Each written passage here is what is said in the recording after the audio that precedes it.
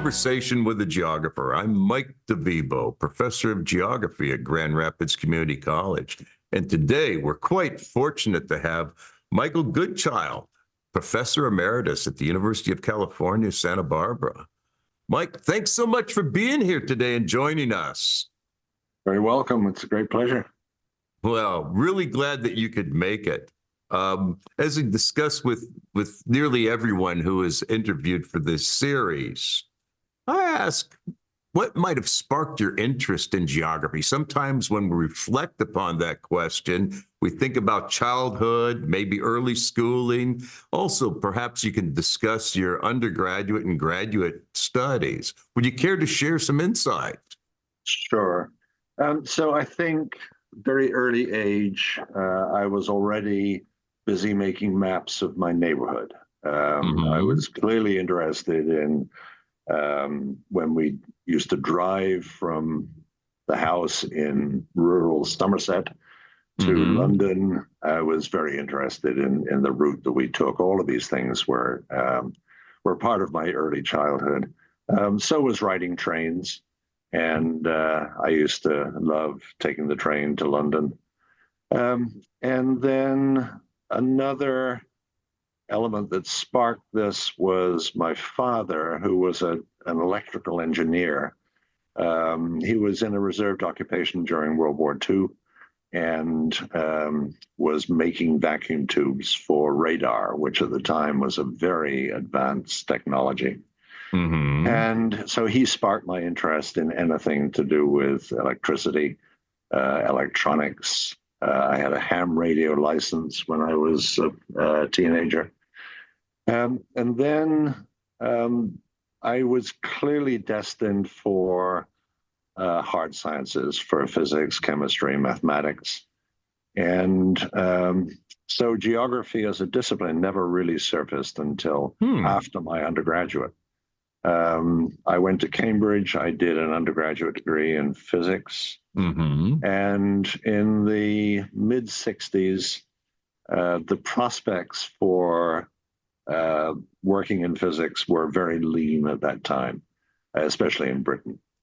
And I'd also become very interested in exploring caves. And my father pointed me in that direction when I was a restless teenager. And we happened to live in Devon in an area with really small but still interesting caves. And when I went to Cambridge, I decided that it would be cool to join the caving club, which would give me something to do on weekends. So everything went fine until my last year at Cambridge, when all of a sudden I was faced with the awful concept of a career. And I went to see the career counselor, and nothing very much happened until a friend of mine who was taking geography at Cambridge told me that there was a professor in Canada who was advertising for graduate students, PhD students, to join his, he was forming a team on cave research. And I thought that sounded cool. This was mid-60s, so the world was your oyster. And so I wrote, and he wrote back a 4-page letter, and he's British, and he knew exactly where I was coming from and what the potential was for a physics graduate in a cave research group. So he moved heaven and earth to get me there. And I spent 4 very happy years exploring the caves of the Canadian Rockies, and I can't say Michigan, but certainly Kentucky, Tennessee, West Virginia.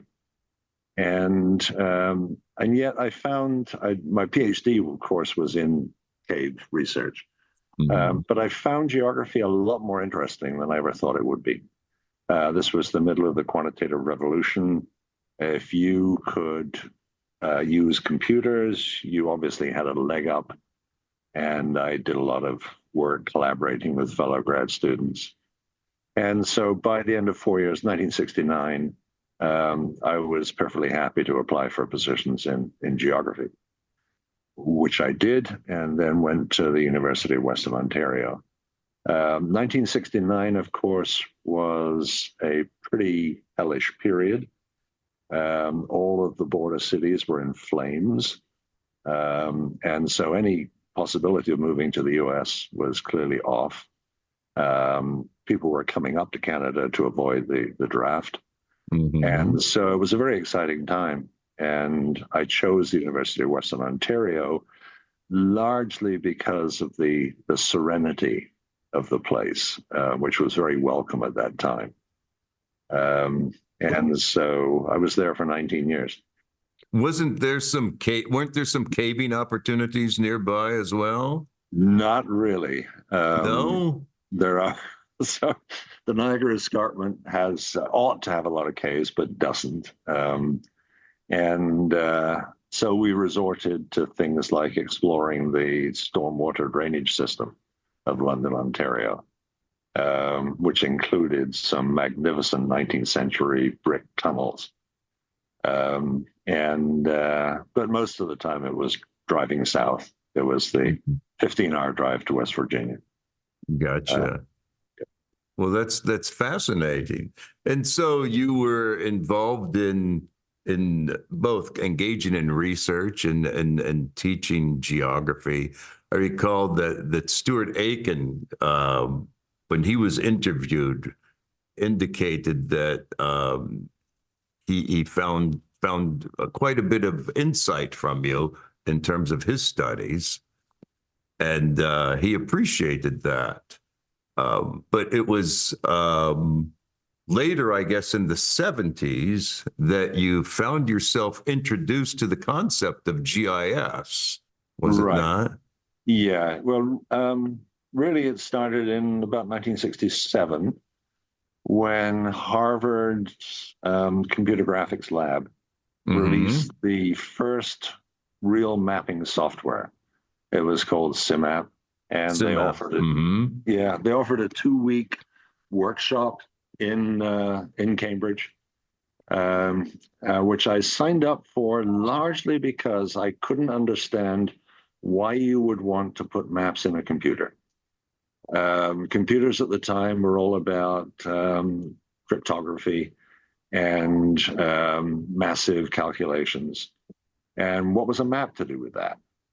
And so I went to this workshop, and it turned out to be very interesting.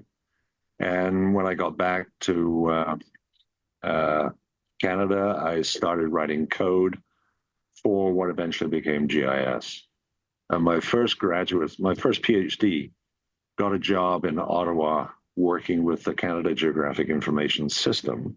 And that was 1972. And so from then on, I sort of ended up meeting with basically everybody in the GIS area and becoming totally committed to it.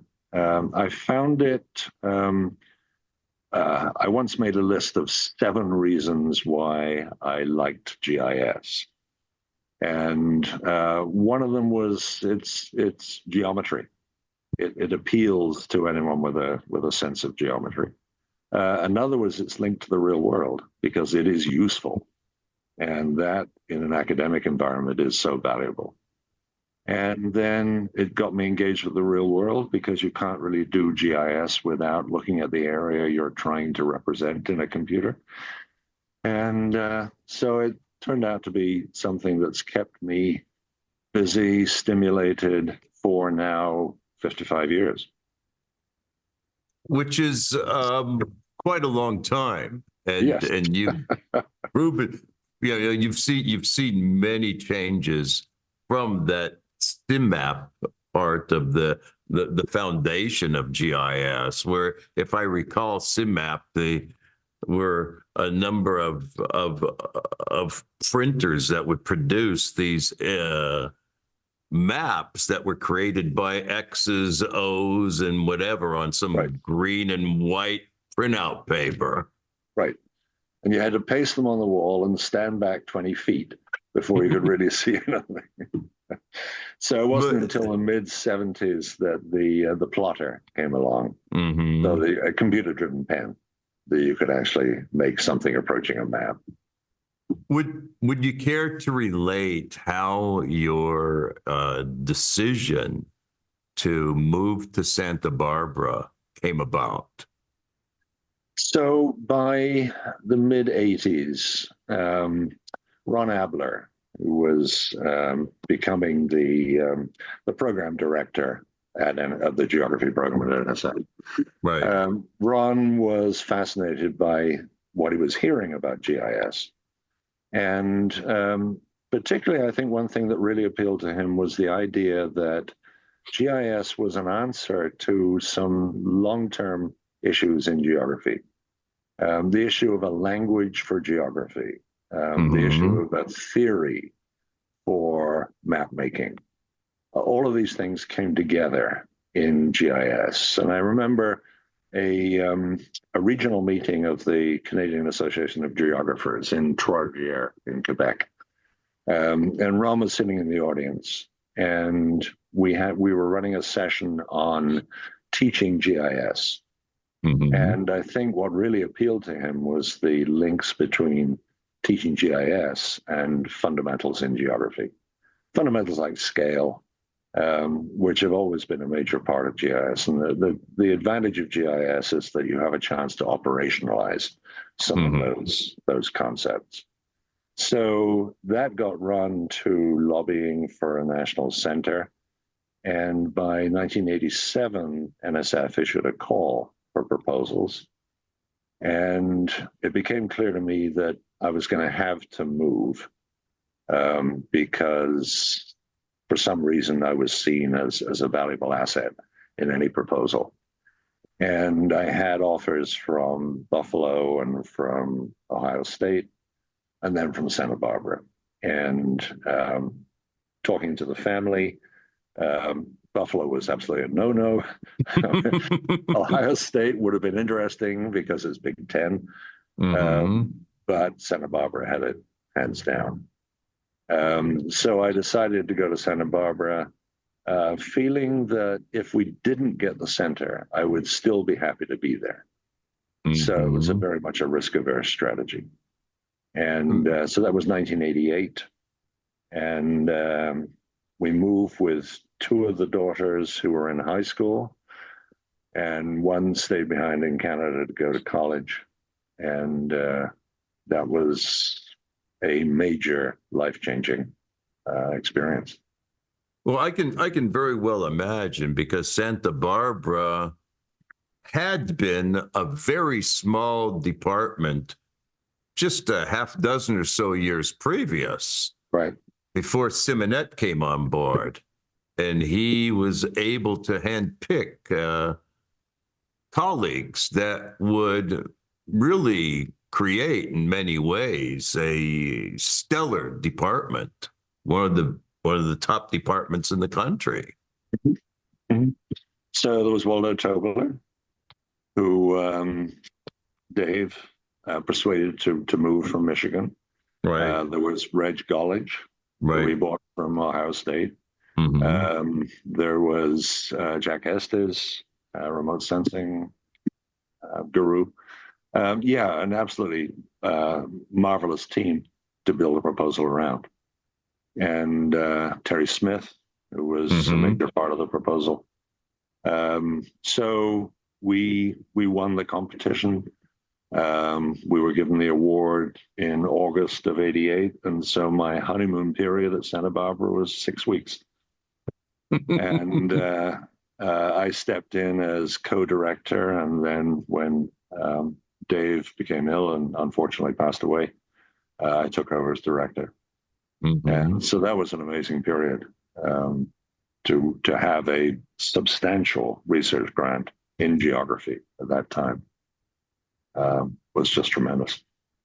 Would you care to comment on Dave's leadership skills, his sense of really being a transformational leader in this department? Yes, absolutely. Do you have any anecdotes you'd like to share, or any qualities you'd like to comment about?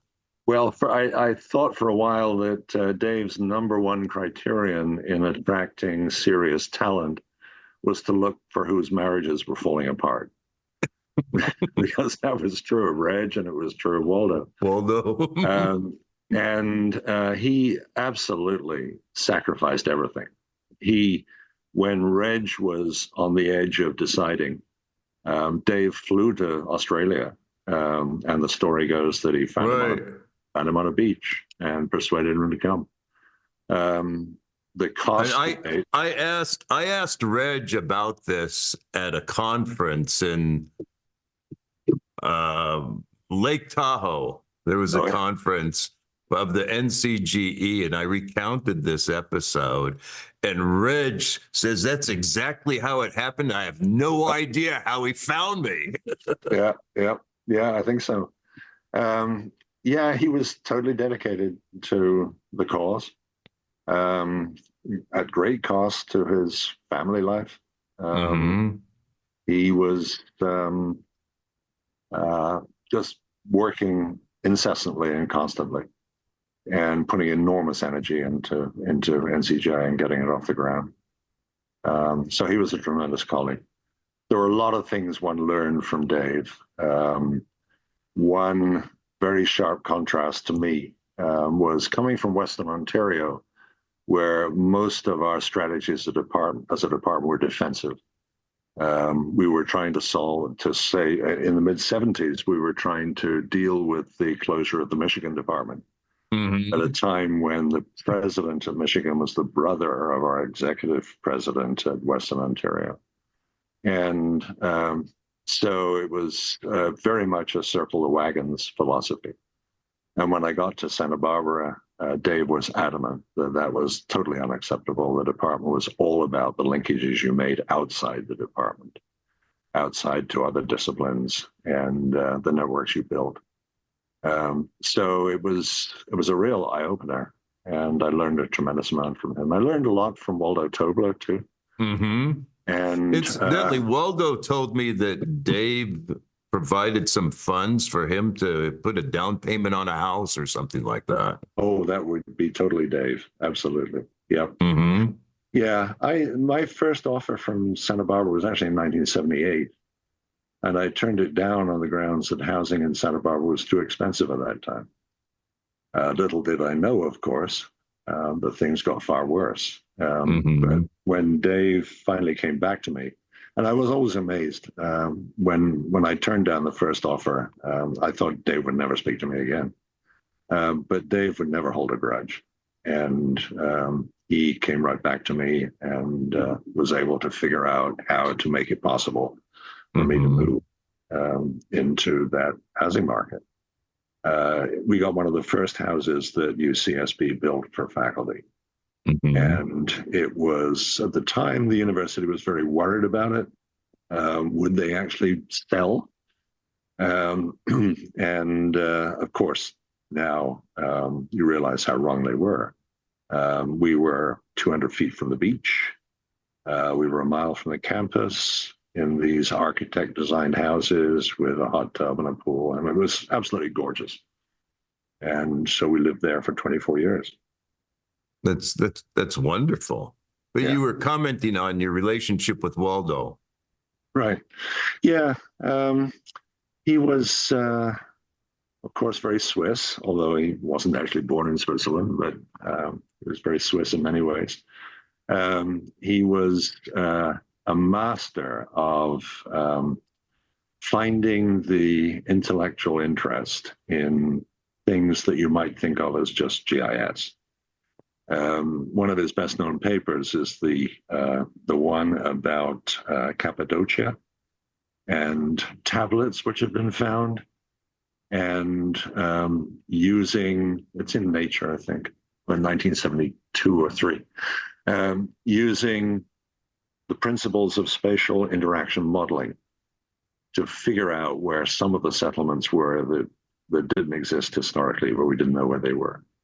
And I remember going to a talk. I gave a talk at UCLA one time to it was a committee on mathematical social science. And that was the paper that they wanted to talk about most, taking a principle out of geography, spatial interaction modeling, and using it to make a significant discovery. So, yeah, he was a master. I just wrote a chapter for a book that's being edited by Noel Castry and a couple of others, where they wanted me to explore my relationship to Waldo. And it was really quite interesting to go through that process, to try to understand how I had benefited from Waldo. And it was very unfortunate when he passed away. We're still in contact with his widow, Rachel. I appreciated the number of times that I spent chatting with him, and yeah, I was saddened also when he passed away. I don't think I took his phone number out of my cell phone. Actually, it's probably still there. Yeah, yeah. You know, and would you care to comment on the manner in which the department evolved, really, from the time that you arrived? Yeah, and it's an interesting story, I think. When I arrived, GIS was virtually unknown. They had an ArcGIS, ArcInfo license, but I was to put together courses, and it all became part of the core curriculum in GIS, which we saw as one of the first products of NCGIA. And so that gave GIS a firm foothold. But things didn't really come around until the critique of GIS of the early 90s, late 80s and early 90s. Critical geographers who pointed at GIS as naive, as favoring the powerful and increasing the marginalization of some communities, of oversimplifying the world, of presenting the world using a God's eye view rather than a human-oriented view. It was a very solid critique, and it called immediately for a response from the GIS community. And Dave it's a little earlier, Dave had made it very clear that for him, although he'd built a career in remote sensing had never had a basis in theory. And Dave wanted to make it clear that that GIS was going to have a basis in theory. And so all of this became GIS science. The notion that there was an intellectual basis behind GIS. And one of the things that drove us was something written by the then president of the AAG, who called GIS, quote, non-intellectual expertise. And so we set about trying to build a case, an intellectual case for GIS, which dominated, I think in many ways, the contributions of NCGIA and became the whole field of GIS science. And I think that's really transformed the department. From a department that was exploiting technologies like remote sensing and GIS, but not really seeing them as part of the core. Transformed the department into a department where those were part of the core. That we often referred to as the SIMNet model of the department, that had human geography, physical geography, mutually supported by technology, by GIS, remote sensing. I would argue, and I have argued, that the founding of the NCGIA was essentially a flashpoint in the history of our discipline in North America, and that it really served as an impetus of a new paradigm in American geographic thought associated with GI science. Yes. Yeah, I agree. And I think that's continued. So personally, NCGIA, when the funding ended in 96, transformed into the Center for Spatially Integrated Social Science and the Alexandria Digital Library and the National Center for Ecological Analysis and Synthesis. And all of these were, in many ways, leveraging the NCGIA experience. And today, I think you would look at iGuide, the Xiaowen Wang's project out of UIUC as a necessary successor to that trend of big funding in a discipline, geography, which had historically never been able to tap such funding, at least not since World War II. Yeah, there at Santa Barbara, there were giants in the field. You all were giants in the field. Tobler, Gollidge, Simonette, yourself. Yeah. I mean, you are leaders, if not formally, as Simonette and Gollidge happen to be, and you, but informally as well. Would you care to comment on leadership, on the style of leadership that you and others engaged in? We've already talked about Simonette, but your colleagues. Well, I think it's important to recognize that the Buffalo and Maine sites of NCGIA also had some extraordinary talent. And Buffalo in particular, led by Ross McKinnon and by Michael Batty, Stuart Fotheringham, that too was a stellar list. And Maine also, although Maine's focus, of course, was always on the surveying end of GIS. But yeah, it is a style of leadership which I think Dave Simonette will be very proud of, because it's still in many ways consistent with what he developed. And it's a department with a culture that's very much directed to leadership.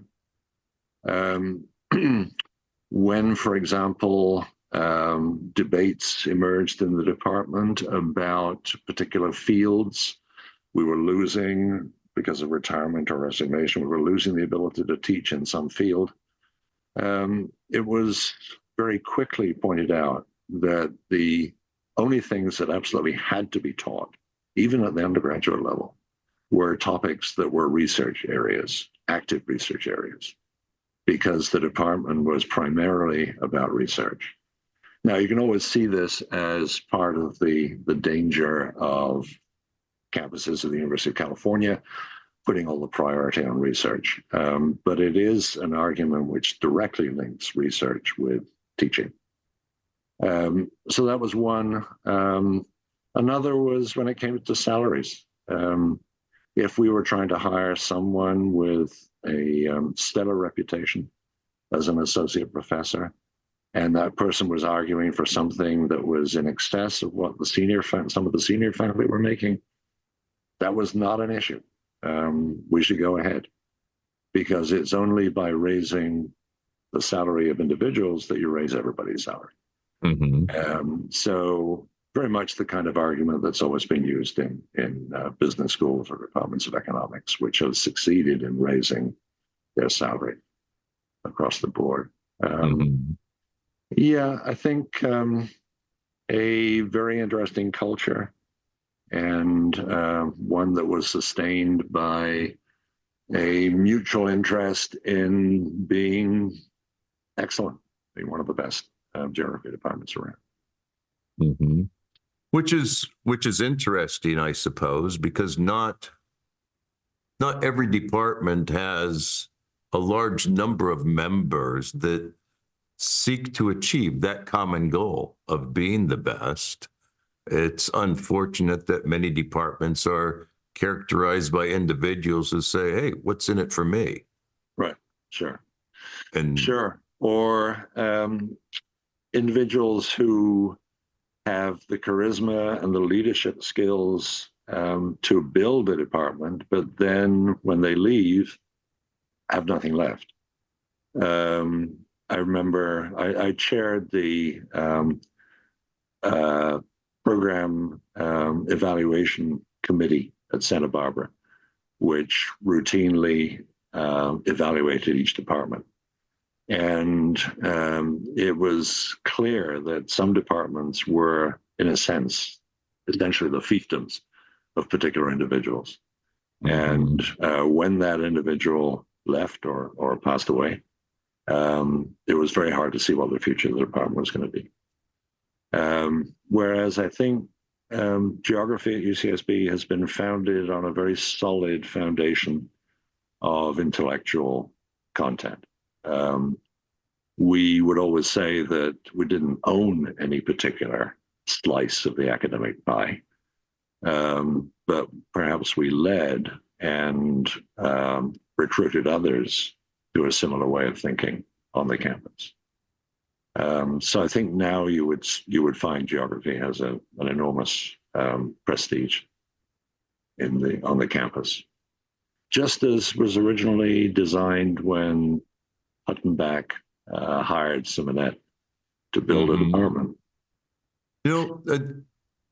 I'm wondering if you would be willing to discuss the collaboration with San Diego State in developing that joint doctoral program. Would you care to provide some input concerning the challenges, the reservations maybe faculty had, as well as the benefits that came from that program? Yeah, I think you can see the success of the program in the success of some of its graduates. So if you make a list of the graduates from that program, just Jennifer Miller comes to mind, for example, who now heads the UT Austin department. Some people have done extremely well. And that says something about both departments, I think. It says something about how the San Diego State Department is organized, but also about how UCSB is organized. There have been pressures, clearly. And one of the pressures has been when students enter the joint program in areas that would not be considered reasonable areas for faculty hiring at UCSB. So UCSB has stayed away from certain areas of geography. And so Stuart Aking, for example, is right in the middle of that. Inevitably, students of his who want to join the joint program have difficulty finding good advising at Santa Barbara. But then they find it easy enough to reach outside the department. And there are plenty of people, of course, outside the department in other disciplines, in cognate disciplines that are able to provide a bit of support. So yeah, it has been an issue off and on. I wasn't part of the last review because I'd retired by then, but I know it had some strong comment and also strong suggestions as to how the program could be improved. But I think essentially it's been a great success. It appears to have been a success, and it's been used as a model now for the University of New Mexico and New Mexico State collaboration. Okay.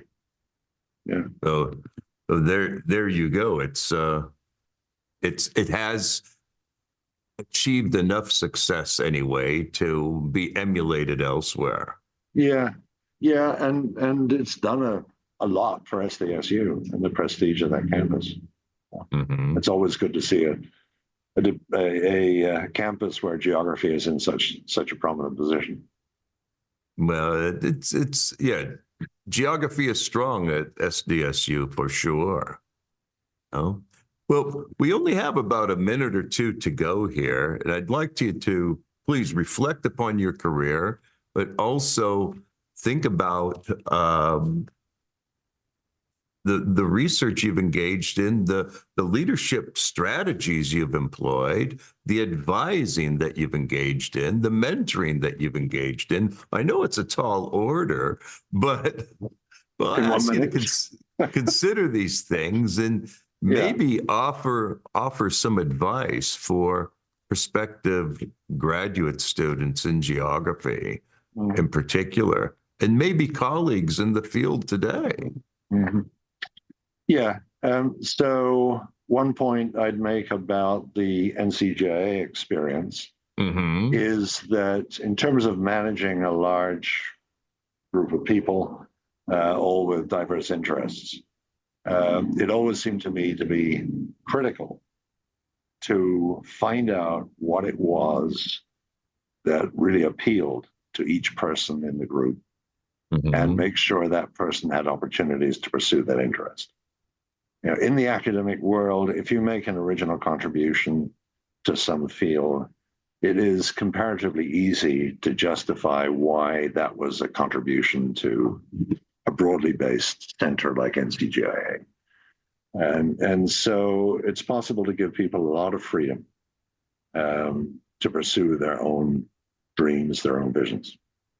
I think that to me, and I know this is something that would be quite controversial for some people, to me, focus is absolutely essential.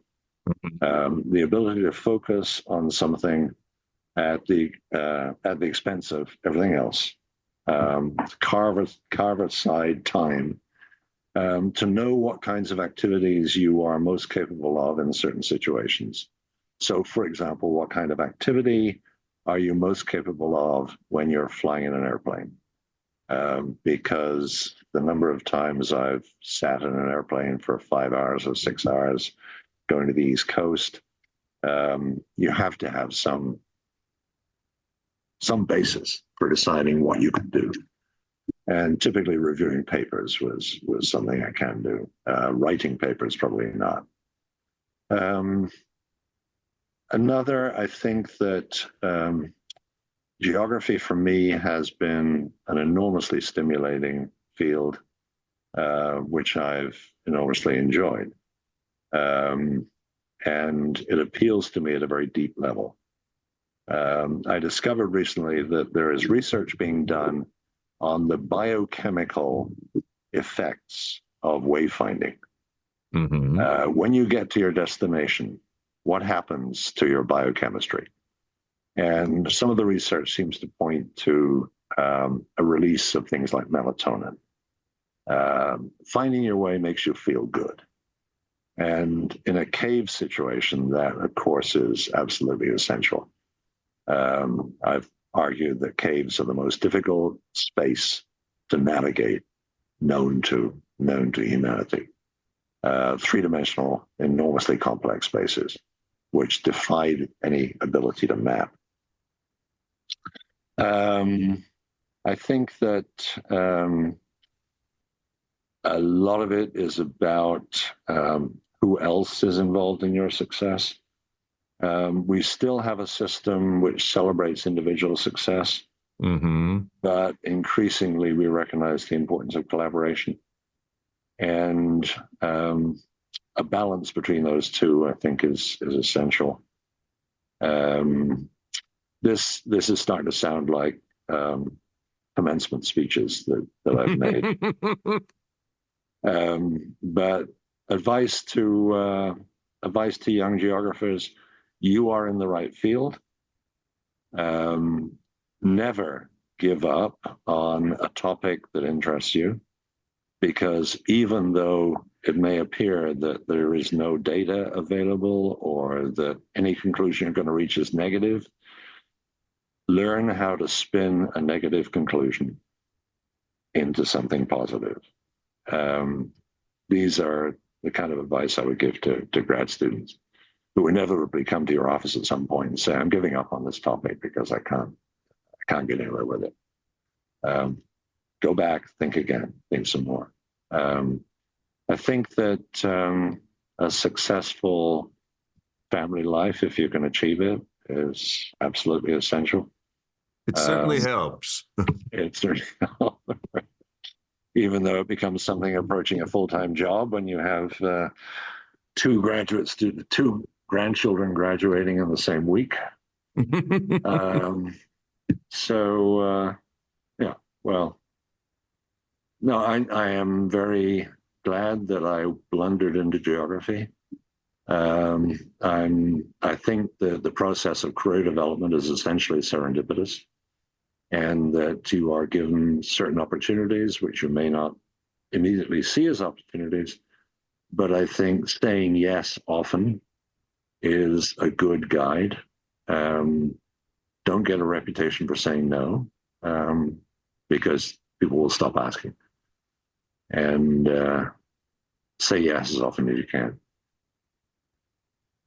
That's very astute, and I really appreciate you sharing that, because you're right. If one says no a few times, even, one is not asked again. And that's the way it is. Again, one doesn't want to have the reputation of declining time in and time out. But you've really given insight too. You've indicated that yes, one should pursue a topic that one is passionate about, one wishes to engage in, and certainly it's really important to recognize that if there are negative results, those are results in themselves. Yes. Yeah. Yeah. I think this comes from trying to figure out what advice to give to grandchildren. But in the current circumstances, I tend to emphasize adaptability, the ability to adapt to changing circumstances, because circumstances will always be changing, and they may be changing faster. And adaptability to me relates to how many options you have, how widely you read, how many things interest you. And that will always be the first thing I look at in any resume, in any CV. Is there evidence that this person has many areas of interest, that each of which could be developed into something depending on opportunities?